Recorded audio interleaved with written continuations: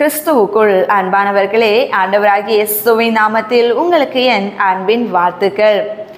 இயேசுதான் என் வாழ்க்கையின் ஆதாரம் என்றும், அவர் இல்லாமல் என் வாழ்க்கை எதுவுமே இல்லை என்றும், அவர் மீது அவ்வளவு அன்பு, அவ்வளவு பாசம், அவ்வளவு விசுவாசத்தோடு கூட வாழ்கின்ற தம் ஜனங்களுடைய வாழ்க்கையிலே தாமதங்கள், தடைகள், பலவிதமான இடரல்கள் வந்து கொண்டே இருக்குமானால் நீங்கள் பாக்கியவான்கள். ஏனென்று சொன்னால், அவர் தம்மை நம்பி இருக்கிறவர்களையும், தம் மீது அன்பு அதிகமாக வைத்திருக்கின்றவர்களையும் அவரே தன்னுடைய ஆதாரம் என்று முதன்மை ஸ்தானத்தில் வைத்து அவரை தேடுகின்ற யாரையுமே அவர் ஏமாற்றுகின்ற தெய்வம் அல்ல. அவர் ஒரு வாக்கு கொடுத்து விட்டால் அதை செய்து முடிக்கின்றவர்.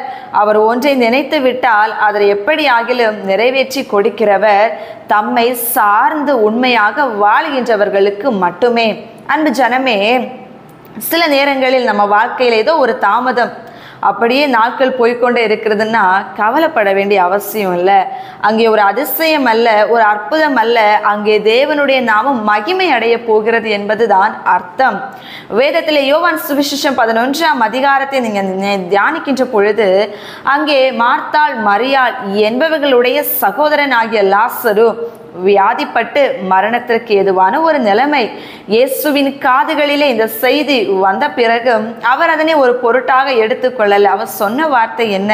இது மரணத்திற்கு ஏதுவான வியாதி அல்ல, தேவனுடைய நாம மகிமைக்கு ஏற்றதாக கடந்து வந்த ஒரு வியாதி. ஆகையினால் அங்கே தேவனுடைய நாமம் இந்த லாசருவின் மூலமாக மகிமை அடைய போகிறது என்று சொல்லிவிட்டு அவர் அமைதியாக இருந்த இடத்திலேயே தங்கிவிட்டார். லாசருவை பார்க்கவும் போகவில்லை, சுகமடைய செய்ய வேண்டும் என்றும் அவர் தீர்மானம் எடுக்கவில்லை. என்ன நடந்தது? லாசரு மரித்து போய்விட்டார் அல்லவா? ஆண்டவராகிய இயேசு கிறிஸ்து 4 நாட்கள் கழித்துதான் அங்கே போகின்றார். அவ்விடத்திலே அவரை பார்த்த உடனே மார்த்தாளும் மரியாளும் அவ்வளவாக அழுகின்றார்கள். அந்த கண்ணீரை பார்த்த இயேசு கிறிஸ்துவும் கூட அவர்களுக்காக கண்ணீர் விட்டார் என்று வேதம் சொல்லுகிறது இல்லையா? என்ன நடந்தது? சுற்றிலும் இருக்கிற கண்கள் ஏளனமான ஒரு பார்வையும், சந்தேகமான ஒரு பார்வையும், ஏமாற்றங்கள் நிறைந்த ஒரு பார்வையும், என்ன நடக்க போகிறது என்கின்ற எதிர்பார்ப்பான ஒரு பார்வையோடு கூட அநேக ஜனங்கள் அங்கே நின்று கொண்டிருந்தார்கள். அந்த ஜனங்கள் மத்தியிலே தேவனுடைய நாம மகிமை அடையும் படிக்கு மரித்து 4 நாட்களான லாசருவை வா என்று வெளியே அழைத்தார் நம்முடைய தேவன். வார்த்தையினாலே வல்லமை புறப்பட்டு தேவனுடைய நாம மகிமைப்படும் படிக்கு ஜீவனோடு கடந்து வந்தார் லாசரு. அன்பு ஜனமே, அவ்விடத்திலே அதிசயம், அற்புதம் என்று ஒன்று நடந்திருந்தாலும் மேலாக நடந்தது என்ன? தேவனுடைய நாமம் மகிமை அடைந்தது அந்த இடத்திலே. தாமதம் சில வேளை நமக்கு கண்ணீரை கொண்டு வரலாம். தாமதம் சில வேளை நமக்கு ஏமாற்றத்தை கொண்டு வரலாம். தாமதம் சில வேளை நம்முடைய வாழ்க்கையில எல்லாம் முடிந்து விட்டது என்கின்ற ஒரு நிலைமையிலே கொண்டு வந்து நிறுத்தி விடலாம். ஆனால் நம் தேவன் முடிந்ததில் துவக்கத்தை ஏற்படுத்துகின்றவர். ஏமாற்றத்தின் நடுவிலே மகிமையை வெளிப்படுத்துகின்றவர். நம்முடைய நினைவுகளுக்கு அப்பாற்பட்ட ஒரு முடிவை வைத்திருக்கின்றவர்.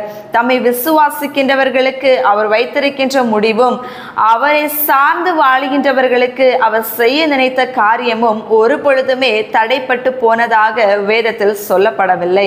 ஆகையினால் கேட்கிற என் அன்பு ஜனமே, நம்ம வாழ்க்கையில தேவன் ஒரு காரியத்தை செய்வேன் என்றோ இல்லை செய்ய போகிறேன் என்றோ எதை அவர் சொல்லி இருந்தாலும், நமக்கு ஒரு மறைப்பொருளாகவே இருந்தாலும், நம்ம வாழ்க்கையில நடக்கிறவைகள் எல்லாமே தலைகீழாக இருந்தாலும் நீங்கள் தடம் புரண்டு போக வேண்டிய அவசியமும் இல்லை, வழிமாறி போக வேண்டிய காரியமும் அங்கே நடக்கவில்லை. நம்மை அழைத்தவர் உண்மை உள்ளவராக இருக்கிறபடியினால் நம்ம வாழ்க்கையில உண்மை இருக்கும் என்றால், பரிசுத்தம் இருக்கும் என்றால், கர்த்தருக்கு பயப்படுகிற பயம் இருக்கும் என்றால், சித்தம் நிறைந்த வாழ்க்கை தான் வாழ்ந்து கொண்டிருக்கிறோம் என்றால், அவருக்கு பிரியமான பிள்ளையாக இருந்து கொண்டிருக்கிறோம் என்றால், தாமதம் நம்மை ஒன்றும் செய்ய போவதும் இல்லை. ஏமாற்றங்கள் ஒன்றும் நம்மை அவமானப்படுத்த போவதும் இல்லை. தடைகள் ஏதும் நம்மை மூழ்கடிக்க போவதும் இல்லை. அங்கே கர்த்தர் நம் நடுவில் இருக்கிறபடியினால் அவருடைய முடிவு, அவருடைய திட்டம், அவருடைய சித்தம், அவருடைய காலம் என்று ஒன்று இருக்கும் பொழுது அதை அவர் ஏற்ற காலத்திலே காரியங்களை செய்து முடிப்பார். அவருடைய நாமம் மகிமைப்படும் படிக்கும், தம் ஜனங்களுடைய தலையை நிமிர செய்யும் படிக்கும். எனவே எதை நினைத்தும் குறிப்பாக தாமதம் ஆகிறதே என்று குறித்து தலைகீழாக யோசிக்காதீங்க. கர்த்தர் அங்கே இருக்கின்றார், காரியங்களை வாய்க்க செய்வார். நிச்சயமாக அவரை நம்பி இருக்கின்ற பிள்ளைகளுக்கு ஜெபிப்போமா? அன்பின் நல்ல இயேசு சுவாமி, உம்மை நம்பி வந்த ஜனங்களை நீர் வெறும் கையோடு அனுப்புகின்றவரும் அல்ல. நீர் ஒருவரே போதும் என்று நினைக்கின்றவர்களை புறம்பே நீர் தள்ளுகின்றவரும் அல்ல. உம்மை தேடி வந்தவர்களுக்கும் நீர் போதும் என்று உம் கரங்களிலே தஞ்சம் அடைந்தவர்களையும் நீர் வாழ வைத்து அழகு பார்த்தவர் ராஜா.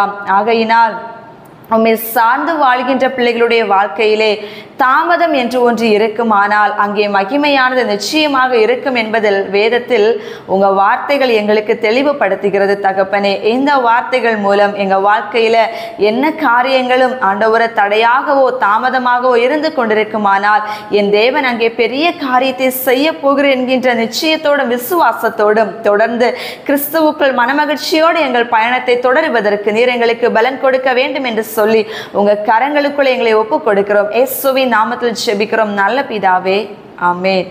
God bless you.